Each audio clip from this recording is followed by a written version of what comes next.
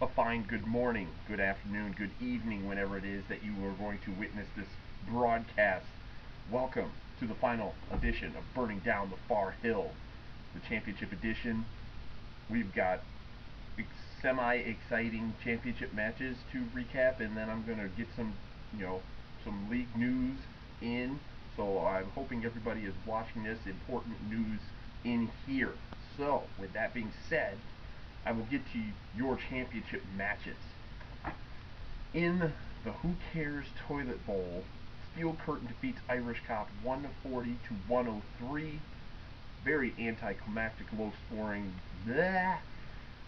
Cam Newton, of all people, goes for 39 points to lead those Steel Curtains for his first Toilet Bowl championship. I shouldn't even use the word championship there. His Toilet Bowl winner, whatever. So, congrats to the Steel Curtain. You get the Toilet Bowl rim and lid for a full year to display at your own leisure, and make sure you get some engravings done. So, congratulations.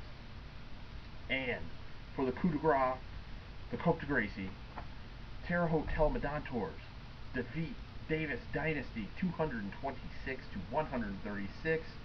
Matt Stafford leads the way for 48 points in the clinching playoff win for those Detroit Lions. Terre Hotel Medantors wins for a fourth consecutive year. Congratulations to that. What? What the heck's this? What? Oh, okay, I'm going to read.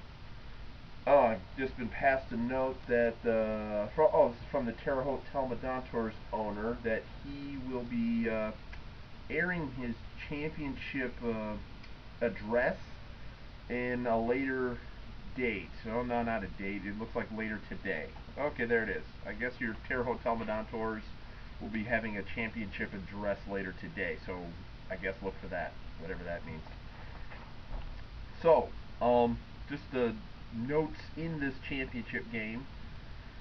This is the third highest scoring championship game in league history.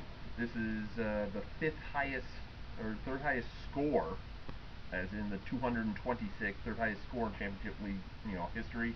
The fifth highest combined score in a championship game with 362 points, and the fourth highest beatdown in a championship game with the 90-point victory.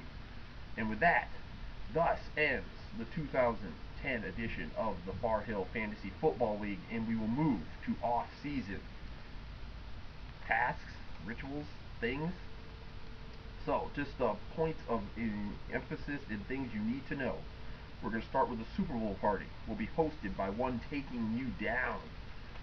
Joe, I will be getting an email out with address and all the other essentials for that, probably middle of January here, once I get some things locked up with information-wise and what to bring and all that stuff. So I've got most of it, just making sure I fine-tune some things. So look for that email to come middle of January here. All payouts will happen at the Super Bowl party.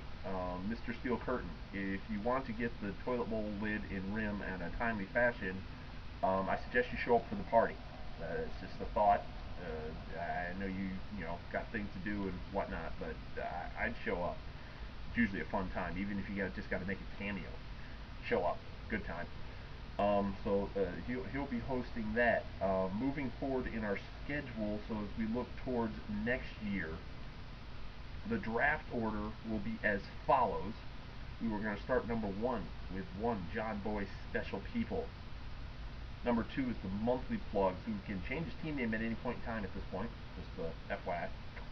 Irish Cop is 3, Bad Dog will be 4, Steel Curtain 5, Unlucky One 6, Doofensmirts 7, Road Crew 8, Davis Dynasty 9, Taking You Down 10, Fat Bastard 11, and the Terre Hotel Medantors 12. There's your draft order for the 2011 season. In regards to holds, here is the list of teams who cannot hold these players. I will name the team and the player. So, the Terre Hotel Medantors cannot hold Roddy White. Unlucky One cannot hold Chris Johnson. Taking You Down cannot hold Steve Smith, Carolina. Bad Dog cannot hold Ben Roethlisberger. Fat Bastard cannot hold Matt Forte. Irish Cop cannot hold Peyton Hillis.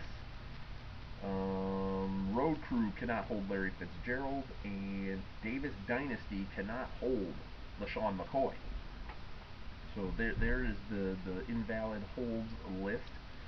Also, other news. I've had a lot of rumblings of things on the chat page and wanting changes and whatnot. I'm here to tell you that I tried to do this after last year, but I'm going to have a rules summit where we can just sit down and talk about rules and get things on paper and get things ready to put to a vote for the league.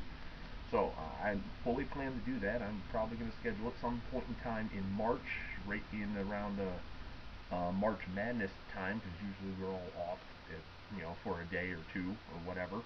So I'm going to put this together. I tried to do it last year. I got zero interest, and now here we are. Everyone's in uproar over certain things and trades, and how trades are worked, and who wants to be approved by trades. So I'm going to put this together. So I would recommend you show up and get your voice heard, so we can get things on paper, and then we will put it to a vote for the league. So we're not going to make any rules changes at this summit. We're going to make some proposals, and then they will be submitted to the league to vote.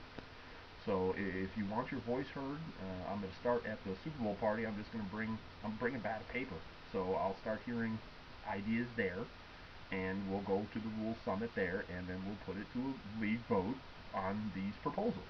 So it's really as simple as that. You guys, you can make all the changes you want. I just need to hear about them. You guys are everybody keeps everything to themselves and never lets me know. So if you want, you got something you feel if off or outdated, let me know. We'll get a slap a proposal on it. This is our league, not just me. So I just want to say that. So get that out there. Get your ideas. Well, like I said, I'll bring a pad of paper to the Super Bowl party because I'm going to see a good collection of you there, and we'll get this thing taken down. So yeah, so that I'll get to draft location. That'll be something I figure out in the spring summer. So I'm not too worried about that at the moment. So other than that, I guess minus the flare up at the end, it was a pretty good league year. I would I guess. I mean, there's some iffy parts, and I can't I can't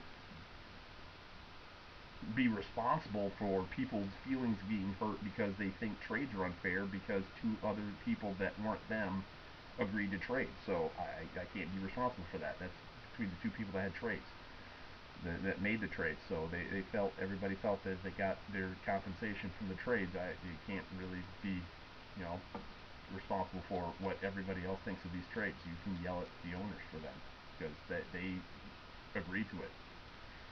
You didn't have to agree to it, but they did. So other than that, I thought we had a good year.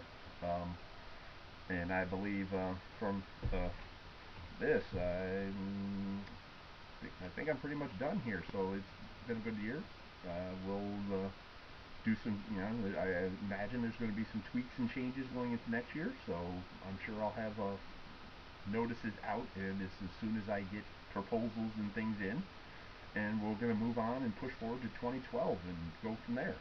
So congratulations to Steel Curtain, Toilet Bowl champion. Congratulations to Terre Haute Televidators, 4-time defending champion. Congratulations to Davis Dynasty coming in first year, gets a division makes a run into the championship game. Congratulations to Fat Bastard on another division championship. Steel Curtain, yeah, that taking you down, second year gets a division championship. Congratulations to him. Great semifinal match, best match ever. So with that being said, I guess I'm going to sign off for the 2010 Far Hill Fantasy Football season. Look for you in 2011, 2011 Fantasy Football season. Look for you next year. I'm out.